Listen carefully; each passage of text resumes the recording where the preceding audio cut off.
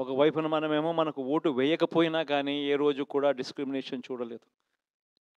అటువంటి వాళ్ళకు కూడా మనం డోర్ డెలివరీ చేసిన ప్రభుత్వం పాలన మందైతే, ఈరోజు కేవలం ఓటు వేయలేదన్న ఒకే ఒక కారణంతో ఏకంగా కొడతా ఉన్న పాలన వీళ్ళది.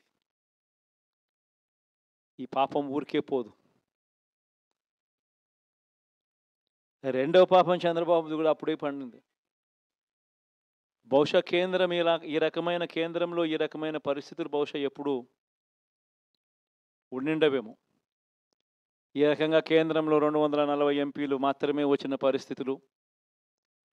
రాష్ట్రంలో ఏకంగా వీళ్ళకి కూడా ఈ మాదిరిగా మంచి నంబర్‌లు వచ్చిన పరిస్థితులు. ఎన్‌డీఏలో మళ్ళీ చక్రం తిప్పుతా ఉన్న పరిస్థితులు.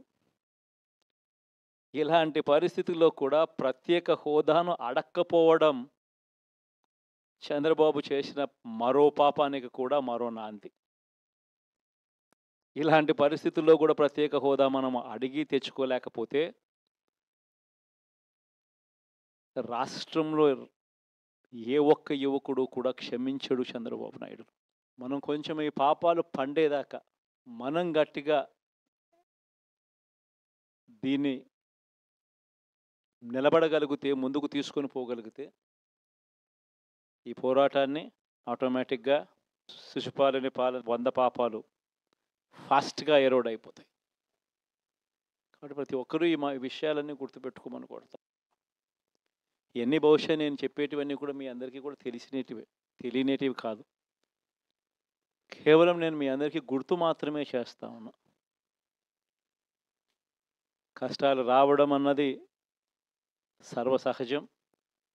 కష్టాలు మనం ఎదుర్కొని నిలబడడం అన్నది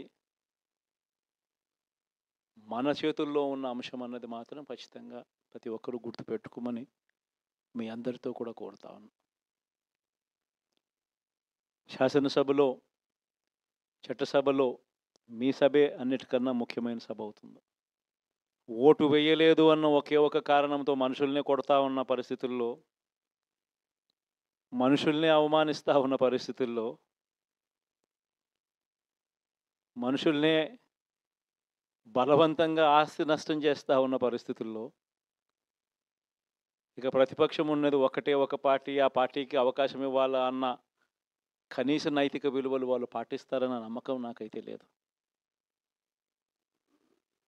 కాబట్టి మీరు చేయాల్సిన పాత్ర గొప్పది. చాలా ఉంది అన్నది మాత్రం గుర్తుపెట్టుకోండి. రాబోయే రోజుల్లో యాక్టివిటీ లెవెల్స్ అనేది ఆటోమేటిక్‌లీ పెరుగుతాయి. రాష్ట్ర వ్యాప్తంగా ఉన్న కార్యకర్తలందరినీ ఎవరినైతే వాళ్ళు ఇబ్బందులు పెట్టారో ఖచ్చితంగా వాళ్ళందరికీ మనోధైర్యం ఇస్తూ వాళ్ళ గ్రామాలకు వెళ్ళి వాళ్ళకు తోడుగా ఉండే చేసే కార్యక్రమాలు జరుగుతాయి. రాబోయే రోజుల్లో ఇంకా టైం గడిచే కొద్దీ ప్రజల్లోకి వెళ్ళే కార్యక్రమాలు ఇంకా ముమ్మరం అవుతూ పోతాయి. చివరికి ప్రజల్లోనే ఉంటాం. ప్రజలతో కలిసి పోరాడే కార్యక్రమం వేగంగా టైం గడిచే కొద్దీ మనము వేగంగా అడుగులు ముందుకు వేస్తాం. ఒకటి మీ అందరికీ చెప్తా ఉన్నా. ఏకంగా 14 నెలలు పాదయాత్రలు చేశాం. ఆ వయసు ఈ రోజుటికి నాకుంది. ఆ సత్తువ ఈ రోజుటికి నాకుంది. కాబట్టి మీరు మాత్రం ప్రతి ఒక్కరూ గుర్తుపెట్టుకోండి. ఆ టైం వచ్చేదాకా మీ పాత్ర చాలా కీలకం. ప్రతి ఒక్కరూ ఈ విషయాన్ని మాత్రం గుర్తుపెట్టుకొని మీ అందరితో కూడా సవినయంగా వేడుకుంటా ఉన్నాను.